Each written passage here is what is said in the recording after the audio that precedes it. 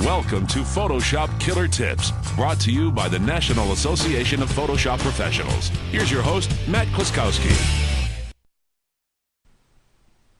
Alright everybody, welcome back. Today I'm going to show you one of those things, probably one of the most valuable things that I can show you here in Photoshop. And honestly, it's got nothing to do with the tool or any artistic ability, but it's one of those things, if you haven't changed the setting, as soon as you watch this video, you need to change it. Alright, so let's open up our image here and let's look in the history palette. And you can see we've got one history state. It's open history state. Let's come in here. I'm going to just select the sky, and I'm just trying to fill up history states here. So we'll select the sky, then I'll go into levels and maybe just adjust the sky color a little bit. And then I'm going to come in here and use the brush tool and just kind of just fill up history states here. Just do a lot of brush strokes so this history palette gets filled up. And you'll see why in just a second here. Okay, so this should just about do it with my useless painting. Alright, so now let's take a look in the history palette. If we go back to the beginning, well, they're all brush tools. So where did those history states where I made the selections and made that levels adjustment go?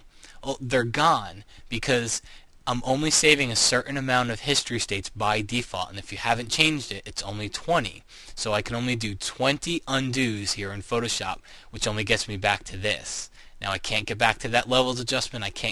I'm stuck. The only thing I can do is go all the way back to the beginning of my photo or go back to these ugly paint strokes. So what do? You go under the edit menu, go down to preferences, go to general, and in general preferences you see 20 history states there. The first thing I always do is I always go to change it to 50. If I've got a computer with at least a gigabyte of RAM, I might even bump it up to 100, but for now let's just leave it at 50. Now I get 50 history states. Now I can undo 50 times, and that's more than double what 20 is. And trust me, it is going to save your butt someday. So if you haven't done it, go into Edit, General Preferences, and change your history states.